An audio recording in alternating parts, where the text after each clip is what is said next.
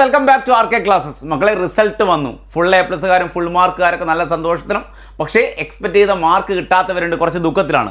മക്കൾ പേടിക്കേണ്ട, ഞാൻ പറയുന്നത് മാർക്ക് കുറഞ്ഞവരോടും ഫെയിലായ ഒന്നോ രണ്ടോ സബ്ജക്റ്റ് ഫെയിലായവരോടുമാണ് പറയുന്നത്. പേടിക്കേണ്ട. ഇംപ്രൂവ്മെൻറ്റ് എക്സാമിൻ്റെയും സേ എക്സാമിൻ്റെയും ഡീറ്റെയിൽഡ് ടൈം ടേബിൾ വന്നിട്ടുണ്ട്. ഒരു മാസം വ്യക്തമായിട്ടിരുന്ന് പഠിച്ചാൽ, ഒരു മാസം വ്യക്തമായിട്ടിരുന്ന് പഠിച്ചാൽ നിങ്ങൾക്ക് നിങ്ങൾ ഉദ്ദേശിച്ച മാർക്കിലേക്ക് ഈസി ആയിട്ട് എത്താവുന്നതാണ്.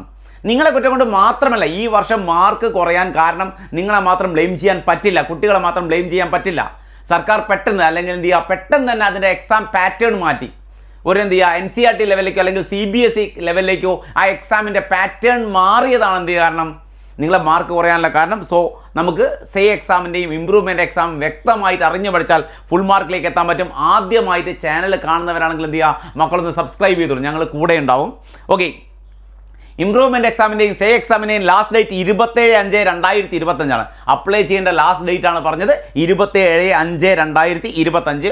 ഫൈനോടുകൂടി 29/5/2025. സേ എക്സാമിന് 150 രൂപയാണ് വിത്തൗട്ട് പ്രാക്ടിക്കൽ. പ്രാക്ടിക്കൽ ഇല്ലാതെ 150 രൂപയും പ്രാക്ടിക്കലോടുകൂടി 175 രൂപയുമാണ് നമുക്ക് എന്ത് ചെയ്യുക, ഫീസ് അടയ്ക്കേണ്ടത് സേ എക്സാം എഴുതാൻ വേണ്ടി.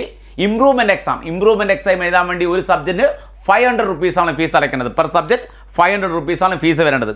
അതുപോലെ സർട്ടിഫിക്കറ്റിന് വേണ്ടി നിങ്ങൾ ആ സമയത്ത് ഒരു ഫീ ചെയ്യേണ്ടതുണ്ട്, 40 റുപ്പീസാണ് ഫീ ചെയ്യേണ്ടത്. ഓക്കെ, അപ്പോൾ ഇംപ്രൂവ്മെൻറ്റ് എക്സാമിൻ്റെ ഇംപ്രൂവ്മെൻറ്റ് എക്സാമിൻ്റെയും സേ എക്സാമിൻ്റെയും ഡീറ്റെയിൽഡ് ടൈം ടേബിളാണ് ഞാനിപ്പോൾ കൊടുത്തിരിക്കുന്നത്. ഇത് വ്യക്തമായിട്ട് ഓരോ ഡേയും ടൈം ടേബിൾ വ്യക്തമായിട്ട് മനസ്സിലാക്കി വയ്ക്കുക. ഏതെങ്കിലും ഫെയിൽ ആയവരോ ഇമ്പ്രൂവ് ചെയ്യാനുള്ളവരോ എന്ത് ചെയ്യുക, ആദ്യമേ പ്രിപ്പയർ ആയി നിൽക്കുക, ആദ്യമേ പ്രിപ്പയർ ആവുക. ആ ലാസ്റ്റ് മൊമെൻറ്റിൽ ഒരു 1 വീക്ക് പഠിച്ചങ്ങ് പാസ്സായി കളയാം, അല്ലെങ്കിൽ ലാസ്റ്റ് 1 വീക്ക് പഠിച്ച് ഫുൾ എ പ്ലസിലേക്ക് എത്താം എന്നൊന്നും കരുതരുത്. ഇപ്പോഴേ പ്രിപ്പയർ ആയി നിൽക്കുക. എന്ത് ഡൗട്ട് ഉണ്ടെങ്കിൽ നിങ്ങൾ കമൻറ്റ് ബോക്സിൽ പറയാവുന്നതാണ്.